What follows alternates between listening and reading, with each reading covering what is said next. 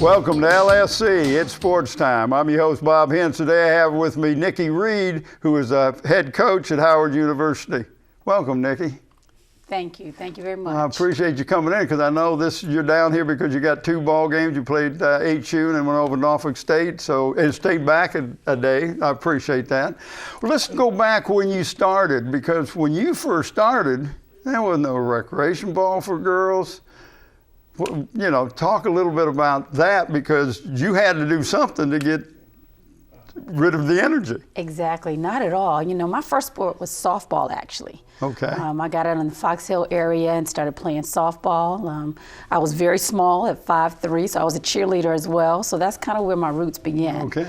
Now, who helped you? Your dad, I know, had a big influence on you. He did. My father, with his side of the family, we actually went down to South Carolina one summer. And I had a cousin who was down there playing basketball. So he takes me out to the courts, and I'm watching this female player out there with all these boys playing basketball. And that kind of sparked the interest. So we get back home, and I kind of challenged my dad into a little bit of one-on-one in the front yard. And that's kind of how it began. Wow. Well, you know, and a lot of times, you know, just one little thing piques your interest, and there it goes. But since they didn't even have a JV team in girls, and so as an 8th grader, you went over to Phoebus and practiced with them. Exactly. I was that little girl on the side, kind of picking up the ball, wanting to be that ball girl for a little bit, and really had an opportunity to meet Mike Talon for the first time. Right. And he and his program just has such a huge impression on me that I knew this is a sport that I wanted to be part of. Right. So although I couldn't actually compete, I was kind of, you know, that kid that was there shooting free throws, kind of practicing, wishing I could be part of that program. Okay, now when you get over there, they make 2 changes. And I'm not talking in the school system, I'm talking in regulations and rules for the basketball. Talk about that a little bit. They did 2 major changes in the girls' basketball at that time, and that was changing the size of the girls' basketball and then also adding that 3-point line. So I like to think because of my small hands and my small stature, they were able to make an adjustment for me. But, you know, at that time, you know, women's basketball and girls' basketball was just on the cusp of becoming big. And they made those 2 changes, and it was a great time for me. So that freshman year that I was able to come in, I was part of that change. Okay, now when you came in, what was your immediate reaction to was you a starter right away?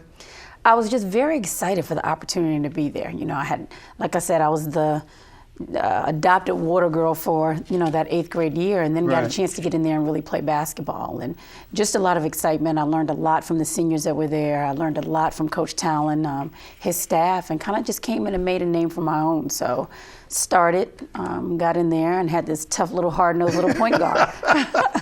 Well, talk a little bit about some of your teammates that you had back then, because you talk about some seniors that you kind of took you under the wing and helped you. But I know that, you know, you want to thank these people that helped you. Definitely, and we from time to time call them teammates, but I call them family members. Right. I mean, we really spend so much time together. We're like sisters. We look out after each other, and it's not just on the basketball court, but it was off the basketball court. Making sure we went to class, making sure we did our homework, making sure we were disciplined, making sure we had the same philosophy. And I think, you know, Coach Talon did a great job of nurturing that as well. But you know, from time to time, I still have a couple of teammates. We were actually in town, as you said, playing Hampton, and I look up in the stands and a couple of my high school teammates were there. Who were they? So Tanya Aviles is her name, and we used to call her Peaches. Her name is Carlene. Right. So we had quite a few of the teammates there just supporting us. So it's just a family atmosphere. It was. Oh, that's great. So now you go 4 years and get to the playoffs. But one game, last second shot. Yeah, and it's so funny. It's like I relive that all the time. And I'm pretty sure any athlete can tell you. I mean, as intense as you are, if you're a true competitor, you never forget those moments. Right. And I can still remember us going to the state championship game, playing Lake Braddock, and a young lady named Karen, who actually went to American University, hits a last second shot in that corner. So it's as if it happened yesterday. Right. But at least you got that far, and you know this is what all the athletes hope, to get into the championship game. You hope you can win it, but that don't always pan out. But that 4 years, if you were to sum up those 4 years with Mike Talon, How would you do that? I mean, it was 4 years of a lot of development and growth. I think Mike Talent is the reason why I'm where I am right now. He was definitely that coach that helped me build that foundation, that love, that passion for the game, right. The discipline, the hard work that goes into being successful. So, you know, over the 4 years, it was a great experience, a great ride. We wish we would have won that state championship. Right. Put this little plug in there. I wish Keisha Frett would have played with me 1 year. You know, that would have been great as well. Right. But, you know, Coach Talent just definitely put that foundation in us. All right. Now, as you transition, you're going from high school, and now you're going to college, and you have the recruiting process, which is a little different than the guys. And I want to talk a little bit about that later on, but you were recruited by Howard University, and evidently fell in love with the coach and the program up there. Yeah. Well, actually, I ended up going to Georgetown University is where I ended up playing undergraduate. I meant Georgetown, not Howard. That's where you are now. Exactly. Yeah, you went to Georgetown. So talk a little bit about how that works. I mean, I would probably say my dad had a huge influence on that as well. Again, good for Dad. And that was that academic piece. He understood the academics that went along with the Georgetown degree. And I mean, the Hoya is very competitive. They're very competitive right now. Actually, one of my former high school teammates is a head coach there now. But I wouldn't be talking about Terry Williams, would you? Oh, of course. We played high school basketball together, and you know, it was just great an opportunity to go up there and play there as well. But you're correct. The recruiting process is a lot of different. I fell in love with the institution and kind of got my start there at the collegiate level. Okay, so then you played 4 years there, and then you graduate. You go to the Bronx in New York, become a teacher in the Bronx of all places. Mm-hmm. That's got to be a tremendous change. A little bit different from Hampton. Yes. A little bit different from Hampton. But I absolutely loved it. I did a program called Teach for America, and that put non-education majors in under-resourced areas across the country. So I started off as a 6th grade teacher, and the interesting thing is, you know, I had these kids who didn't want to listen to me at first, but I took them out to the basketball court. So every little boy I had in 6th grade, I took out to the basketball court, and that's kind of how we had our connection. So I was able to translate, you know, my experiences as a student athlete, my experiences in high school and elementary school, and kind of share that with the kids. Well, so it was great. A lot of people, how do you connect with them? Well, you found a way to connect with the guys because of your basketball experience. That's just awesome. Exactly. So it was a great experience. All right. Now, I want to talk a little bit about the skill level in the difference when you were playing and what you see now and what you recruit.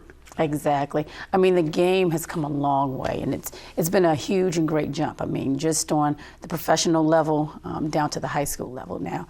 We actually started off our season this year by playing Baylor University, which we all know Brittany Griner's there, and she's a talent. I think she can beat several guys, but I think there's so many more opportunities for young girls to start at earlier ages. You'll see 9 and under AAU programs. You'll see 10 and under AAU programs. Young girls who are able to travel at such a young age and experience basketball, and then now be able to turn the TV on and see female athletes here in the United States competing. So I think the game has come such a long way. I think there are a lot of motivational forces to continue to make these young ladies better, but you know, I don't know what they're putting in the water. I wish I would have had a little bit as I was growing up. But, well, you know, a lot of people think that the water in Hampton is different because we had Williams in here, the coach over at Bethel, and he said we used to go track meets and we'd take a bottle and put Bethel water on it. And he says those people thought there was different water. Yeah, I agree. In the Tidewater area, definitely. But, you know, I'm still a Phoebus Phantom, so I believe Phantom water is the best.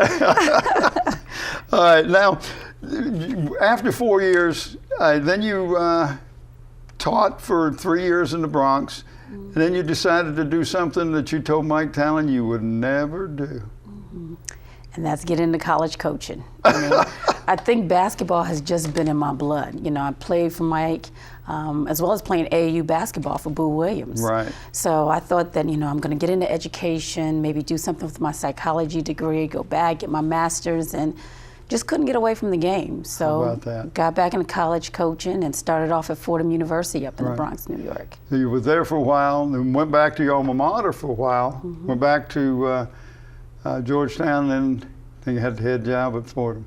I mean, at Howard. Yes, Wow. yes, yeah. That's just, how was that process? I know you had to go in and interview and all that. Your heart must have had to be going about a mile a minute. Once I decided that this is what I really wanted to do and where I wanted to be, being a head coach is something, obviously after I became an assistant coach, that I really wanted to do. But along the way, I was able to be mentored by a lot of really good coaches. I was able in the Big East to talk to, very experienced coaches, very successful coaches, and kind of pick and choose and steal and kind of get my own. That's what you have to do. You have to do, and get my own system, my own philosophy. Put your twist into things that they're doing. Exactly. That you have to use that was successful for them, which just makes sense. Nobody just starts out coaching and then they do it. They got it all right there. You steal a little from everybody. All right, now let's talk a little bit about the recruiting process, because it's different from when you went and the hoops that you have to jump through today. Talk a little bit about the difference in the recruiting process. With the recruiting process, you've got to start that process so much earlier now. I mean, we've gone to, at each institution that I've been to, we're going and identifying student athletes at 13 and under. Wow. So you're identifying these young ladies. The NCAA has rules and regulations, so there's not but much we can do as far as sending an introduction letter to those young ladies.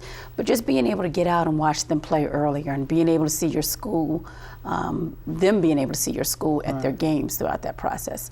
So, young ladies are making decisions as sophomores in high school, as juniors in high school to go to certain schools. So you just got to, kind of get out there earlier. Right. Because I have talked to other coaches, Chris Fenman, who is now their baseball coach over at Old Dominion, graduated from Hampton. He says, we used to recruit when they were seniors. Exactly. After the season was over. He says, now if you wait now, they're gone. Exactly. So it's the same way with the girls. It definitely is. And then on top of that, it's a national thing when you're talking about recruiting. I mean, if you look at our roster at Howard, we've got young ladies from Canada, we've got young ladies from California, North Carolina, Chicago, all over. So, in the past where it can be regional and keeping local kids home, I mean, you're going to tournaments throughout the year across the country. So recruiting has definitely changed, and especially on the women's side. All right. Now, talk a little bit about the difference in what the men can do in recruiting and what you are not allowed to do. And I'm not as familiar with the men's rules as I am the women's rules, and we've got a thick NCAA book that well, I just know that you got more hoops to jump through than they do. We do. However, I think what the NCAA tries to do is keep everybody on an even playing ground as it relates to the recruiting aspect. But once again, you've got to get out there early. You've got to see student athletes early. You've got to get on the phone, talk to coaches, and it always helps if a friend can call you from time to time and say, Nick, here's somebody you need to see. Exactly. Right. Well, we went over to do pictures the other day over at the Booze Complex and walking in there to get the pictures of the Phoebus team, and I didn't know it, but we walked right by Calipari. He was over there. See, so he's over there now, so I don't know if they can talk. He's just there, and his presence makes an impact on these guys. I don't know. Can you do that? We can, just the presence alone. So. Okay, so not talking to the athlete, but just you being there, the word's going to get out. Exactly, and you can talk and communicate with the coach, and that's it, but you can't talk to that student athlete. All right. We're going to wrap this thing up. Okay. But I want you to recruit Wube's daughter. Now, Wube's got a little gal that loves soccer and could probably be a good basketball player. What would you do to sell her to Howard University? I mean, one of the things we always talk about when we're talking about Howard University is the family atmosphere. And I think, I ask parents to entrust me with their child, help them with their development, their growth, their maturation, not only as a student athlete, but as a person as well. Right. And that's one of the things that we try to do, the whole person. At Howard, we've got a great program. Right now, when I took over the program, it was struggling. And now we've had one of the best starts we've had in the last couple of years. Great. So we've got that basketball piece. The academics for women is huge. So that academic degree that you're going to get from Howard University, no one can ever take that away from you. So we push that. And then I just love my kids. I always talk about that all the time. We're family. I love my kids, and we just take care of them. And the kids, they know that, don't they? Exactly. They can feel it. And on top of that, I've got a 2-year-old right now too. So not only, do I have that coach's mentality, but I've got that mommy mentality as well. Okay. Well, thank you for coming in. Thank you. Thank you for tuning in to LSC and Sports Time. I want to thank our special guest, Nikki Reed. I'm your host, Bob Hintz. Until next time,